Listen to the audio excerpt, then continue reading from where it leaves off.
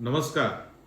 Nashik Pune railway ही सरळ मार्गानेच झाली पाहिजे यासाठीचा आपला संघर्ष आता अंतिम टप्प्यामध्ये आलेला आहे.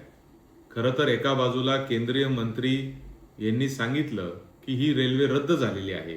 मात्र दुसऱ्या बाजूला आपल्या लोकांच्या अपेक्षा आजही जिवंत आहेत. आमच्या अपेक्षा आहेत की सरकार आमचं ऐकेल, सरकार व्यवहारी मार्ग काढेल, कुठंतरी नफा तोट्याचा विचार न करता सरकार निश्चितपणे जनभावनेचा विचार करेल याची आम्हाला अपेक्षा आहे. आणि म्हणून सरकारला जाग करण्यासाठी 9 ऑगस्ट रोजी एक चक्काजाम आंदोलन संपूर्ण नाशिक पुणे महामार्गावर करण्याचा निर्णय आज सगळ्या लोकांनी घेतलेला आहे. खरं तर हे आंदोलन कोणत्या पक्षाचं नाही, कोणत्या राजकीय नेत्याच्या नेतृत्वाखाली नाही, हे जन आंदोलन आहे. याच्यामध्ये सामान्य माणसाने देखील सहभागी झालं पाहिजे. कारण रेल्वे सारखे जे प्रकल्प असतात ते 100 वर्षातून एकदा होत असतात. आज तो प्रकल्प जर आपल्या इथून निघून गेला तर निश्चितपणाने पुढच्या 100-200 वर्ष अशी रेल्वे पुन्हा एकदा आपल्याकडे होणार नाही, किंबहुना ती कधीच होणार नाही. आणि आजच आपण पाहतो की नाशिकहून पुण्याला जायचं असेल किंवा पुण्याहून नाशिकला जायचं असेल तर कशा पद्धतीचा प्रवास आपल्याला करावा लागतोय. 2, 2.5, 3 तासाच्या रस्त्यासाठी आज 6-7 तासाची ट्रॅफिक आहे. रस्त्याची अवस्था खराब झालेली आहे.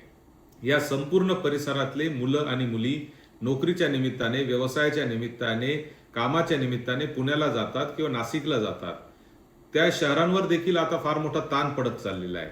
आणि म्हणून ही जर रेल्वे झाली तर निश्चितपणाने फक्त या मधल्या भागातल्या म्हणजे सिन्नर, संगमनेर, खेड, नारायणगाव, जुन्नर, या मंचर, चाकण एवढ्यांनाच नव्हे तर त्यासोबत संपूर्ण पुणे शहराला आणि नाशिक शहराला देखील फार मोठा दिलासा या माध्यमातून मिळणार आहे. आणि म्हणून मी आपल्या सगळ्यांना या निमित्ताने आवाहन करतो की क्रांती करण्याची वेळ आता आलेली आहे. आणि 9 ऑगस्टच्या क्रांती दिनी सकाळी 9 वाजता आपण जिथे शक्य आहे तिथे त्या पद्धतीने रस्त्यावर आंदोलन करायचं आहे. चक्काजाम आंदोलन आपल्याला करायचं आहे. एकाच वेळी एकाच तारखेला संपूर्ण पुणे नाशिक महामार्ग आपल्याला थांबवायचा आहे. आणि याकडून आपल्याला केंद्र शासनाचं लक्ष या प्रश्नाकडे वेधायचं आहे. केंद्र शासनाला जाग आणायची आहे. आणि मला निश्चित खात्री आहे की जेव्हा लोक उठतात, क्रांती होते, तेव्हा सरकारला झुकावंच लागतं आणि सरकार त्याच्यामध्ये निर्णय सरकारला घ्यावाच लागतो याची मला खात्री आहे.